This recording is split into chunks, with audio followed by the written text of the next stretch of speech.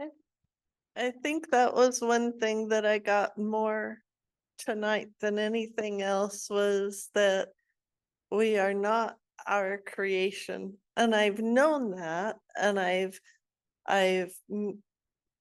lived by it and I've resolved my psychology around it and stuff, but this time it actually really sunk in that I am not actually my four lower bodies, that and I've always known I was more, but it really sunk in that I am not my creation and that my creation is constantly changing. Right. As well as that my real being is constantly changing. It just, I don't know, I got it from in a different way tonight. Right. Yeah.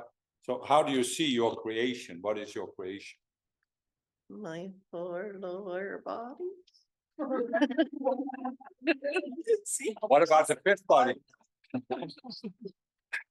No, but what is it in your four lower bodies? Okay, I'll talk a little bit about that because I'll give an example. My father, born in a poor working class family in Denmark, he went to school. He was smarter than the average child. But then this was in the 20s, 1920s. The teachers were very mean and unfair at school. So when he's 10 years old, he decides, I don't want to have anything to do with school. I don't want to learn anymore. Now, his dream was to be an engineer traveling the world building bridges. But if you drop out of school in the 7th grade, you can't do that. He still might not have been able to become an engineer back then because of the poverty, and he was not born in a rich family. But anyway, so at some point later in life, so it's like there was a vacuum in his life. There was a hole in his life. He couldn't fulfill anything. So later in his life, he gets into duck hunting. Special form of duck hunting we do in Denmark. He becomes very good at it. So he's the best in our town. And he's kind of world famous in horses, as we used to say. But he builds this image that he is this duck hunter. And for about 20 years, it worked fine for him. But then he became older, and this is a very physically demanding form of hunting, so he couldn't do it anymore. And all of a sudden, he went through this depression, basically, crisis, because he had become trapped in his own creation. And what was his creation? It was this self-image that he had to be the best duck hunter. And that's what I mean. That's what we create in our four lower bodies, this self-image, this sense of identity. And then in the Summit Lighthouse, you had Elizabeth Clare Prophet.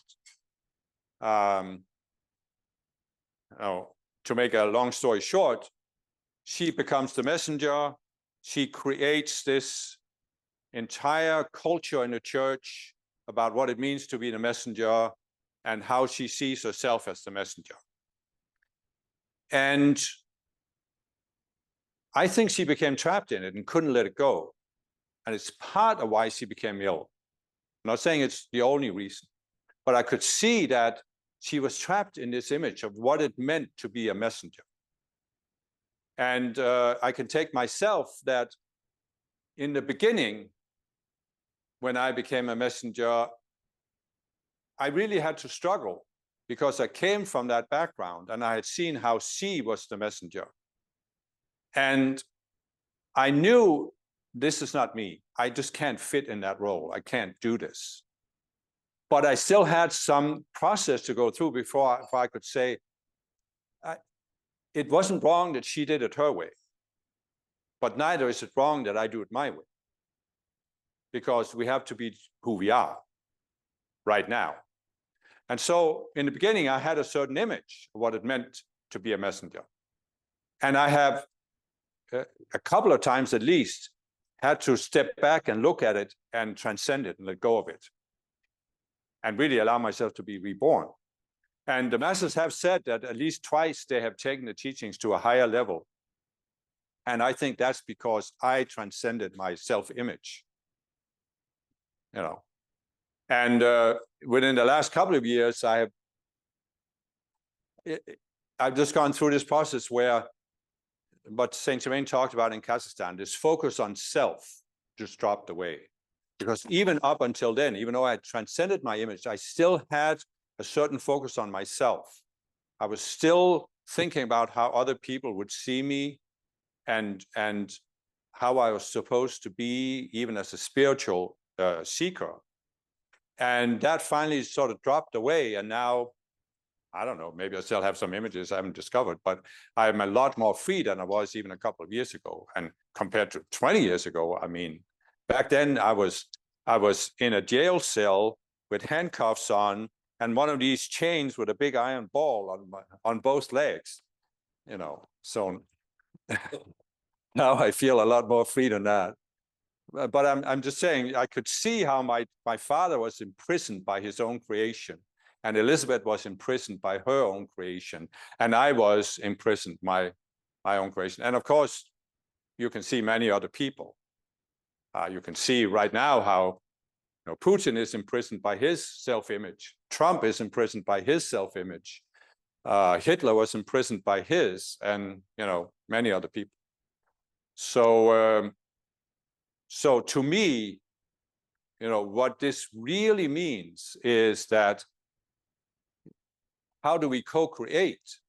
We create a self-image, and then this is our conceptual mind. We create a concept of who we are or how we are supposed to be, and then we co-create through that. And that's fine, that's all we can do. But it's just that as we are starting to awaken in the reality simulator, we have to overcome the self-image. We have to let it die in order to rise higher. And so to me, that's what it really means to be imprisoned by our own creation, is the self-image. We think we can't be anything different.